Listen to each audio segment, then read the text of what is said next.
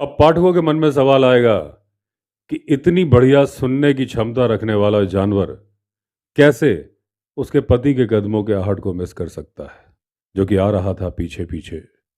तो उस बारे में मेरा ये मानना है, क्योंकि आदमखोर भी चल रहा था, उसके बगल में महिला भी चल रही थी, दोनों से कुछ ना कुछ आवाज़ आ रही होगी। उस आवाज़ की वजह से उसने पति के कदमों की आवाज़ को सुना नहीं होगा।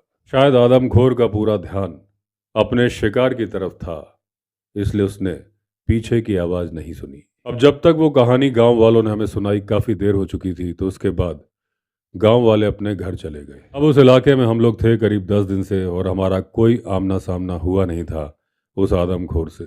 ज़्यादातर समय हमने बिताया था कमरे के अंदर ही, क्योंकि बाहर हो रही थी बारिश।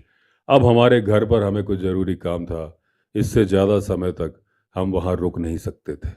तो हमने डिसाइड किया कि हम जाते हैं अपने घर, जब मौसम साफ हो जाएगा तो फिर वापस लौटेंगे, या फिर कोई खबर आएगी उस आदमखोर की। अब हम जब अपना प्रोग्राम तय कर रहे थे कि कल सुबह कितने बजे निकलना है, कैसे निकलना है, तभी हमें बाहर कुत्तों के भौंकने की आवाज़ सुनाई दी। अब आवाज़ जो आ रही थी हमसे करीब 4-5 किलोमीटर नीचे एक गांव से आ रही थी, यानी कि ये डिस्टेंस था एरियल डिस्टेंस। एक गांव था जहां पर उस आदमखोर ने 2 लोगों को अपना शिकार बनाया था, और ये गांव जंगल के एकदम नज़दीक था।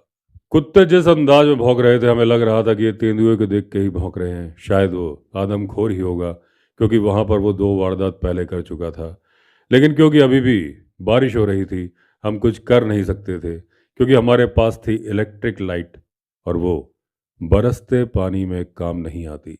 अब हम अपने रूम से बाहर निकले देखने के लिए कि वो दिशा तो देखें, किस तरफ से कुत्तों के भौंकने की आवाज़ आ रही है।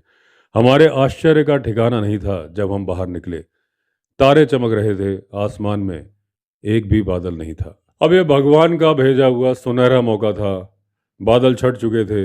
हमारे पास 100% गारंटी थी तेंदुए की खबर की, क्योंकि कुत्तों के भौंकने का अंदाज ही कुछ ऐसा था। अब हमने अंदाजा लगाया कि वो मैन ईटर आएगा कैसे, क्योंकि उसे आज शिकार तो मिलेगा नहीं।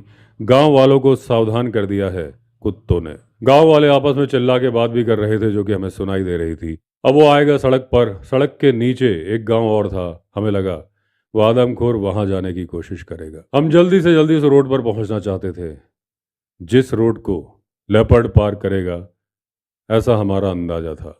करीब करीब हम भागते हुए ही उस जगह पर पहुंचे जहां पर हमारी जीप पार्क थी। हमें करीब चलना पड़ा आधा किलोमीटर जीप तक पहुंचने के लिए। फिर हम जल्दी से उस जगह पर पहुंचे जहां से हमें उम्मीद थी कि मैन ईटर